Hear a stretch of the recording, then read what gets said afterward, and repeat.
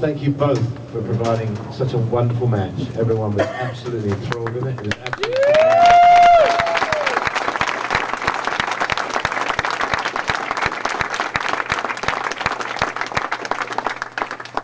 Julian, very tough to lose in the semi-final, having won the match against the #1 seed. How difficult is it to pitch up, you know, from one to another to play another top player? Yeah, I mean it's a mental exercise. This was, I think, the best effort I've put in after a good win. I came out pretty hungry, I thought, and sometimes when I get a good result, I'm sort of satisfied. You know, you've made your points, you've made your money, you had a good result. But today I don't really feel satisfied, so disappointed, and you know, I think I can take a lot from this match. Oh, for sure, absolutely. I mean, wonderful to see you playing so well again, backing up off the back of yesterday. It's difficult to do that, and you touched on the mental side of it. You know, when you've been on the circuit for quite some time, that really is the kind of the extra skill that these top boys have. They're playing these matches every single day, aren't they? Now, obviously, huge congratulations on reaching the semi-final. Just talk a little bit about the match, because there was obviously 2 or 3 little spells in there. I mean, just share a little bit of what your thoughts were during the course of the match. I was definitely in it in the first and the third. Had my chances, and just didn't capitalize on them. Second game, he had me on the end of it at the end of the game, and I was sort of hanging on. But I mean, he hits the ball so nicely.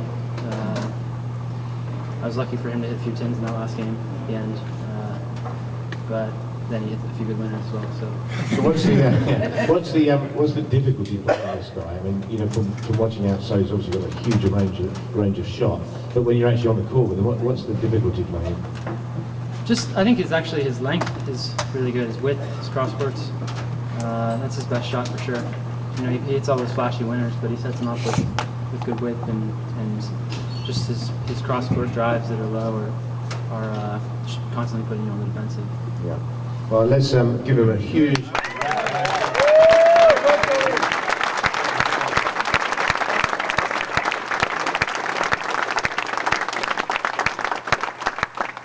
Hisham, did you play well today?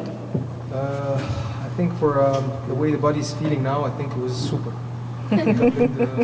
This was the best I could do today. It's been a while now. I've been playing matches in a row, and it's been like more than a month.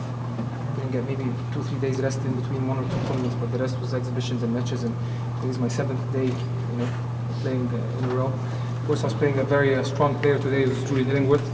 He has a very nice selection of shots, good drives, good volley, backhand drops. He's got a good variety, and I knew he was going to be tough yesterday after beating the #1 seed Lawrence Angela, because Lawrence is a really good player.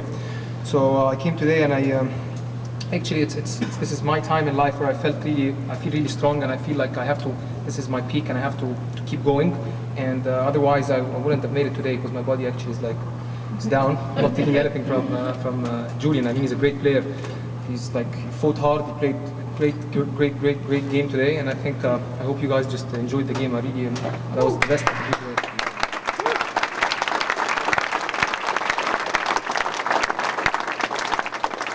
Again, I'd like to share this with the crowd. You touched on the mental side of the game. How hard is it to keep getting up for a big match every single day?